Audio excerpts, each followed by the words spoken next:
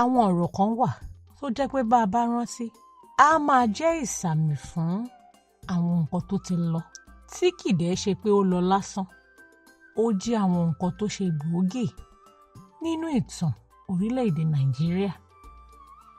Àwọn ọ̀rọ̀ yìí kì í kọ́ ṣe ọ̀rọ̀ ṣá, kì í sì ṣe ọ̀rọ̀ tó kọ́ wa nílé ìwé àbọ̀rọ̀ tó ń kọ sínú àwọn ìwé kíkà. Ó jẹ́ ọ̀rọ̀ tí bí èèyàn bá gbọ́, ó mọ ẹni tó sọ, ó mọ àsìkò tí ìṣẹ̀lẹ̀ yẹn ṣẹlẹ̀ tó fi bí ọ̀rọ̀ yẹn. Ọ̀kan nínú àwọn ọ̀rọ̀ yìí, irúfẹ́ ọ̀rọ̀ tí mò ń sọ yìí gan-an, òun ló ń mi gbogbo ìgboro ìlú Ìbàdàn títì. Penkelemeesi. Penkelemeesi jẹ́ ọ̀rọ̀ kan tí ọ̀pọ̀lọpọ̀ ò lè gbàgbé láyé yìí. Báyé bá dẹ̀ ṣe ń jáyé, Penkelemeesi ò lè parun. Kì í ṣolóyìnbó kan àbẹ́nìkan ló sọ pé Penkelemeesi o. Ọkùnrin kan ló sọ̀rọ̀ yìí. Ó dẹ̀ mọ̀ọ́mọ̀ sọ ọ́ ni, kì í ṣe pé kò gbóyìnbó. Ó sọ ọ́ láti fi ṣàlàyé báwọn nǹkan kan ṣe ń lọ. Olóyè Adégòkè Adelabu, àwọn ọ̀tá ẹ̀ rí gẹ́gẹ́ bí ẹni táre ò balẹ̀ tó kàn ń ṣe nǹkan ṣá. Àwọn olólùfẹ́ ẹ̀, wọ́n rí gẹ́gẹ́ bí agbẹnusọ àwọn. Ìtàn ohun tó ti lọ wá ń kọ́. Ó rántí ẹ̀ pẹ̀lú ọ̀rọ̀ kan ṣo tí mo sọ yìí, Penkelemeesi. Àmọ́ Penkelemeesi ò wá dúró fún ọ̀rọ̀ kan ṣá. Ó dúró fún ìròrí gbòógì tó sì ń mú kí àyípadà wà ní Western Region àti nínú gbogbo òṣèlú orílẹ̀-èdè Nàìjíríà, pàápàá jùlọ èyí tí àwọn ọmọ Yorùbá tó lọ́wọ́ sí. Kí wá gan ni Penkelemeesi? Ṣọ́rọ̀ ni? Ṣé ìpera ẹni sí ogun jíjà ni? Àbó jẹ́ orúkọ kan tí ó mú kí ìṣèjọba àwa ara wa lẹ́ka ìgbèríko kó jẹ́ nǹkan tó múnádóko ni? Ẹ jẹ́ ká jọ rìnrìn àjò lọ sí sáà tí ilẹ̀ Yorùbá tí wọn ò gbàgbàkúgbà lẹ́ka òṣèlú báwọn kan ti sọ. Àwọn kan dẹ̀ ní sáà òṣèlú yìí òun ló yẹ kó jẹ́ gbà tí ilẹ̀ Yorùbá ò lè gbàgbé láéláé torí wọ́n gbádùn ọ̀pọ̀lọpọ̀ nǹkan. Ìtàn Penkelemeesi rèé o. Penkelemeesi tó mi gbogbo ìlú Ìbàdàn títì, tó jẹ́ kí Ìbàdàn laná, tó sì jẹ́ kí àwọn kan wọ́n di akọni lónìí. Dámilọ́lá Ayépọ́lá Ọlọ́runṣeyẹ lórúkọ mi. Ìlọ́ ti yá mi oníbodè apòmù. Láwọn ọdún díẹ̀ sẹ́yìn, bẹ́ẹ̀ bá sì fẹ́ sọ pé láwọn sáà àgbà kan sẹ́yìn, méjèèjì náà ló lọ kó tó di pé wọ́n ń lo social media hashtag. Ọkùnrin kan wà ó tóun fún rẹ̀ ti ní hashtag títì ẹ̀ pẹ̀lú ọ̀rọ̀ kan ṣoṣo tó sọ. Adégòkè Gbàdámọ́sí Adelabu. Táwa l'Adégòkè Adelabu. Wọ́n bí i ní ọdún 1915 sílùú Ìbàdàn. Orí tó máa dádé àdádé, ọrùn tó máa wọ̀lẹ̀kẹ̀, kò síbi tó lọ. Bó lọ kó bọ̀, àwọ̀lẹ̀kẹ̀ yẹn ni. Òun máa lọ rọ Adelabu. Ǹjẹ́ ìtẹ̀ mọ̀ pé Adégòkè Gbàdámọ́sí Adelabu jẹ́ ọ̀kan lára àwọn ọmọ ilẹ̀ adúláwọ̀ tí wọ́n kọ́kọ́ ṣetán pẹ̀lú first class láti University of London. Kò wá padà dé sórílẹ̀-èdè Nàìjíríà láti wá máa sòyìnbó lásán, àbí kó kàn máa jẹ́ ọ̀jọ̀gbọ́n tá a máa ṣe swiss. Ó dé torótoró, ó dé sínú òṣèlú, ó dé sínú ìfi ọpọlọ jagun fáwọn ọmọ Yorùbá. Ó darapọ̀ mọ́ ẹgbẹ́ NCNC tó jẹ́ ẹgbẹ́ alátakò sí Action Group tí Ọbáfẹ́mi Awólọ́wọ̀ tó ń léwájú ẹ̀. Ó sì bẹ̀rẹ̀ sí ní mọ bí gbogbo ọ̀rọ̀ òṣèlú, bí gbogbo ẹ̀ ṣe máa bẹ̀rẹ̀ sí ní lọ dáadáa fẹ́gbẹ́ òṣèlú NCNC. Ó gbónu, ó gbóyà, ó mọ̀wé, ó ní làákàyè, ó kàwé, ó tún ka gbọ́n orí. Ó tún wá jẹ́ nìkan tó mọ̀ ọ̀pọ̀lọpọ̀ nǹkan tó ń lọ ládùúgbò ẹ̀, kì í ṣe ẹni tó ń sòyìnbó lásán. Tó bá tún dáwọn àgbòlé táwọn ìgbèríko, gbogbo ohun tó ń lọ ńbẹ̀ òun ló mọ̀. Tójú tì yẹ́ làparò Adelabu ló fi ń ríran. tó bá ń ṣe ìpàdé pẹ̀lú àwọn èèyàn àbó ń ṣe ìbáraẹnisọ̀rọ̀ ta gbangba a máa sòyìnbó lẹ́nu bí ọ̀pẹ́ rẹ̀ a sì máa fòwe Yorùbá gbáǹdì kì í kàn ń bá àwọn èèyàn sọ̀rọ̀ lásán ó ń kọ́ wọn bí wọ́n á ṣe máa fi ọ̀rọ̀ ẹnu wọn bí wọ́n á ṣe máa fi gbára wọn lẹ̀ ní. Lọ́jọ́ kan lásìkò kan tí wọ́n ti ń ṣe ìwọ́de lórí bí gbogbo nǹkan ṣe ń lọ Adelabu kò pariwo ni "This country is in a peculiar mess." Àmọ́ àwọn tó ń sọ̀rọ̀ fún tó jẹ́ ọ̀pọ̀lọpọ̀ wọn Yorùbá ló ń sọ wọn ò dẹ̀ lọ iléèwé bí wọn ò jólùtajà wọn jẹ́ ẹni tó ń ṣiṣẹ́ ọwọ́ wọn ò dẹ̀ gbọ́rọ̀ ọ̀rọ̀ náà rí. Àwọn náà ní bẹ́ẹ̀ ni Penkelemeesi ìyẹn ni pé peculiar mess náà ni. Bẹ́ẹ̀ lọ̀rọ̀ náà ti bẹ̀rẹ̀ o kẹ̀rẹ̀kẹ̀rẹ̀ wọ́n bẹ̀rẹ̀ sí í pa Adelabu ní Penkelemeesi ó dorúkọ ẹ̀ àwọn èèyàn bẹ̀rẹ̀ sí ní sọ lọ́jà wọ́n bẹ̀rẹ̀ sí í kọ sára ògiri wọ́n ń pariwo ẹ̀ láwọn ibi tán ti ń ṣètò ìdìbò. Penkelemeesi ò wá jẹ́ ọ̀rọ̀ kan lásán mọ́ ó ti wá di èdè tí wọ́n fi ń ṣe ìsàmì sí a ò fẹ́ a ò gbàṣẹ́ bẹ́ẹ̀ bá sì hùwà kan tí ò bá tẹ́ wa lọ́rùn lẹ́ka òṣèlú Penkelemeesi ni àní gbọ́ àdẹ̀ní gbà bí Adelabu ṣe ń ṣe tiẹ̀ ọ̀tọ̀ ni ọ̀tọ̀ ló rìn ló pera ẹ̀ kì í ṣe pórúkọ tó sọ nìyẹn o inú ìwà ló fi sọra ẹ̀ di ọ̀tọ̀ ló rìn. Awolowo a máa ṣe nǹkan tiẹ̀ ní mẹ̀lọmẹ̀lọ ní tí ìwé kọ́ wa rèé báyìí ní ká ṣe ṣe. Adelabu ń tiẹ̀ á wọnú ìgboro lọ á hùwà bí ọmọ ìgboro á bẹ̀rẹ̀ sí ní bá àwọn èèyàn sọ̀rọ̀ fitafita báyìí ní kẹ́ ṣe báyìí ní kẹ́ ṣe ẹ fàyà rọ́ wọn bí wọn ò bá gbà.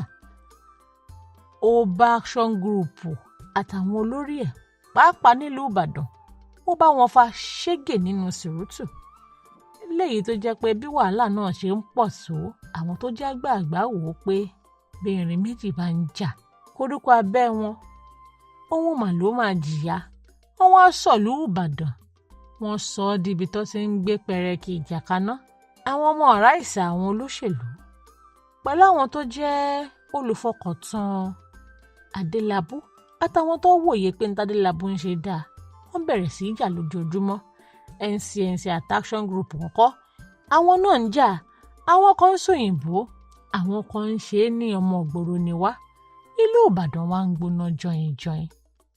Àmọ́ lóṣù kẹta ọdún 1958 iná Penkelemeesi ṣàdédé ló kú lójijì pì. Adelabu kú nínú ìkọlù mọ́tò ní ojú pópó márosẹ̀ Èkó síbàdàn ọ̀pọ̀lọpọ̀ sọ pé ejò lọ́wọ́ nú o torí ọ̀rọ̀ yẹn kì í ṣe lásán. Èwe gidi gan-an l'Adelabu kú ó kú lọ́mọ ọdún 43 43 years.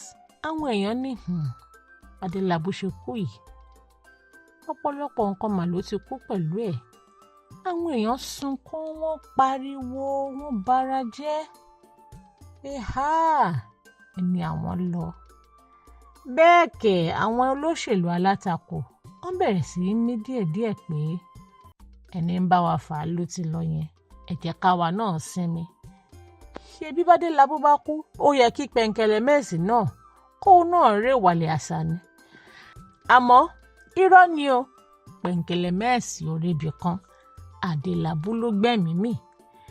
Lónìí bẹ́ẹ̀ bá gbọ́ Penkelemeesi ó lè dàbí pé wọ́n ń ṣàwàdà abẹ́nìyàn ò mọ̀rọ̀ pè dáadáa. Ṣùgbọ́n o n tí mo fẹ́ kẹ́ mọ̀ ni pé Penkelemeesi kì í ṣe ọ̀rọ̀ kan lásán.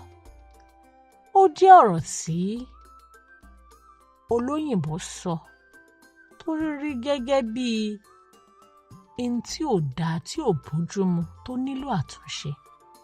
Táwọn tí ò fi bẹ́ẹ̀ gbóyìnbó sọ di Penkelemeesi láti peculiar mess tó sì ń ro wọn lágbára láti máa sọ̀rọ̀ sókè ní gbogbo ìgbà láti jà fẹ̀tọ́ ara wọn. Ó tún jẹ́ ìpìlẹ̀ fún ìdánimọ̀ bí ìran Yorùbá ṣe máa ní ìgboyà tó pọ̀ sí lẹ́yìn wá ọ̀la pàápàá jùlọ lọ́dọ̀ àwọn tí wọn ò fi bẹ́ẹ̀ gbóyìnbó àbí lọ iléèwé tí wọ́n wà ní gbèríko. Adelabu dé tòrótòró nígbà náà. Ó dé gẹ́gẹ́ bí ìrónilágbára fáwọn èèyàn jàǹkànjàǹkàn tó dìde nílùú Ìbàdàn bí àpẹẹrẹ lóyè Ládòkè Akintola, Lámídì Adédìbú àtàwọn oríṣiríṣi èèyàn bẹ́ẹ̀ bẹ́ẹ̀. Penkelemeesi rèé o. Lónìí a rántí olóyè Adégòkè Adelabu. Kì í ṣe torí bó ṣe kú o, àmọ́ nítorí iná tó dálẹ̀ tó sì ń jó pẹ̀lú ọ̀rọ̀ kan ṣoṣo. Penkelemeesi, ẹ ṣé o fúnfẹ́ tẹ́ ní sí wa. Àwa la máa wà o, ẹ̀yin la ó máa bá. Ó dìgbà kan náà. Èwe ń jẹ́, egbò ń jẹ́, ìṣẹ̀ṣẹ̀ ń bẹ síbẹ̀ gidigidi. Ìwé ń jẹ́ egbò ń jẹ́. Àwọn tọ́lọ́run fi ránṣẹ́ wá síbẹ̀. Lóòótọ́ wí bẹ́ẹ̀ jẹ́ bẹ́ẹ̀ tọ́lọ́run ọba ni. Ẹ wá wá àwọn tọ́lọ́run fi àṣírí ewé àtegbò lé lọ́wọ́. OEA herbs and shrub spices ni wọ́n ń jẹ́. Ilé-iṣẹ́ tó fi ìlànà ìgbàlódé ṣàgbékalẹ̀ ògùn ìbílẹ̀ tí yóò dùn lò fún gbogbo èèyàn láti ṣètọ́jú onírúurú àìsàn àtàrùn tí ń bá ní ìjà lágọ̀ọ́ ara. Ọ̀gọ̀rọ̀ èèyàn tó ń sunkún dọ́dọ̀ wọn ló ń rẹ́rìn ayọ̀ dúpẹ́ báyìí o. OEA herbs and shrub spices ni yóò fi wí àtegbò ṣètọ́jú àìsàn jẹjẹrẹ tá a mọ̀ sí cancer, ìtọ̀ ṣúgà, diabetes, hepatitis, àìsàn ẹ̀jẹ̀ ríru tá a mọ̀ sí hypertension, àìsàn rọpárọsẹ̀ tí ń dáni gúnlẹ̀ tá a mọ̀ sí stroke. Obìnrin tí ń sunkún lórí àìrọ́mọbí lójú ẹnu ọ̀rọ̀ rẹ̀ ti dayọ̀ tó bá ti délé iṣẹ́ wa. Ọmọkùnrin tàtọ̀ rẹ̀ ti lẹ̀ tí ò lè dọmọ. Ìwọ ọlọ́mọkùnrin tó lè tàtẹ̀kọlẹ̀ múnú olólùfẹ́ rẹ̀ dùn. OEA herbs and shrub spices olú ilé iṣẹ́ wa wà ní Ìjẹ̀bú-Òde ìpínlẹ̀ Ògùn látúwà káàkiri àwọn orílẹ̀-èdè míì lágbàáyé. Ẹ máa pe 09150496969. OEA herbs and shrub spices. Ọlọ́run ló ń fún wa ṣe. 100,000 subscribers. Ẹ ṣeun ni o. Ẹ̀yin family wa lórí YouTube. Ẹ ṣe appreciation. Yeah man. Bí irúgbìn ṣe ń dàgbà, Ọlọ́run ni ẹ̀jẹ̀ á kí. Dádì mú mi ẹ ṣeun tẹ́yìn ń bomi rin. Ẹ̀yin fáǹsì mi ẹ ṣé o. Yorùbá Gidi ń dàgbà o. Ọlọ́run ni ẹ̀jẹ̀ á kí. Ọgbọ́n rí wa kọ́. Ọlọ́run mà ló ń dùn. Mo dúpẹ́ ṣeun ṣeun o. Brothers sisters ẹ ṣeun. Daddy and mommy ẹ ṣeun. Ẹ̀yin onígbọ̀wọ́ wa, ẹ̀yin lẹ ń bomi rin wá. 100K subscribers, thank you, ẹ ṣeun.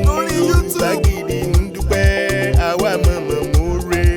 Àwa mọ̀mọ́ more, àwa mọ̀mọ́ more o. Yorùbá Gidi ń dúpẹ́, àwa mọ̀mọ́ more. Ẹ̀yin ṣàlẹ̀ rí wa wò tẹ́ ń like, ẹ tún comment, ẹ ṣe tẹ̀ ń bá wa pín ká. Yorùbá Gidi ń dúpẹ́, àwa mọ̀mọ́ more.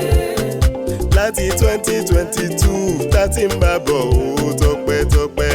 Yorùbá Gidi ń dúpẹ́, àwa mọ̀mọ́ more. Ẹ̀yin ṣàlìyàn wa, àwa náà ní tiyín. Yorùbá Gidi ń dúpẹ́, àwa mọ̀mọ́ more. Àwa mọ̀mọ́ more, àwa mọ̀mọ́ more o. Yorùbá Gidi ń dúpẹ́, àwa mọ̀mọ́ more. Àwa màmá more, àwa màmá more. Yorùbá Gidi ń dúpẹ́, àwa mọ̀mọ́ more.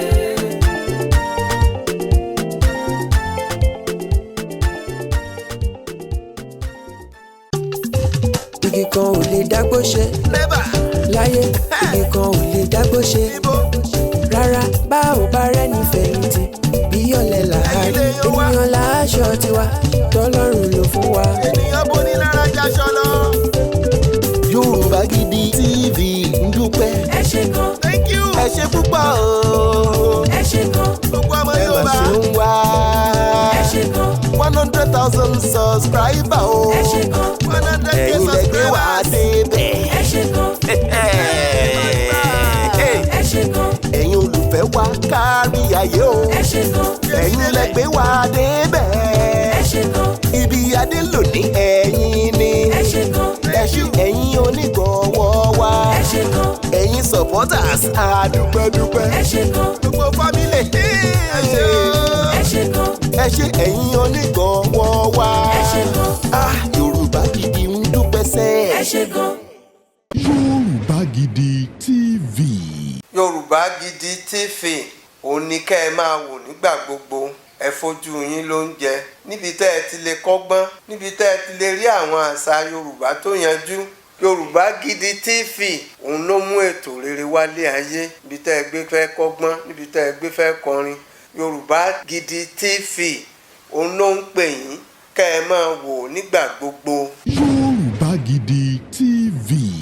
Ibi tá a ti ń fún yín láwọn nǹkan tẹ́ ẹ fẹ́ àwọn nǹkan tó ṣàǹfààní tó yẹ kẹ́ ẹ máa wò nígbà gbogbo nígbàkigbà ìbẹ̀lẹ̀ wà yìí máa subscribe sí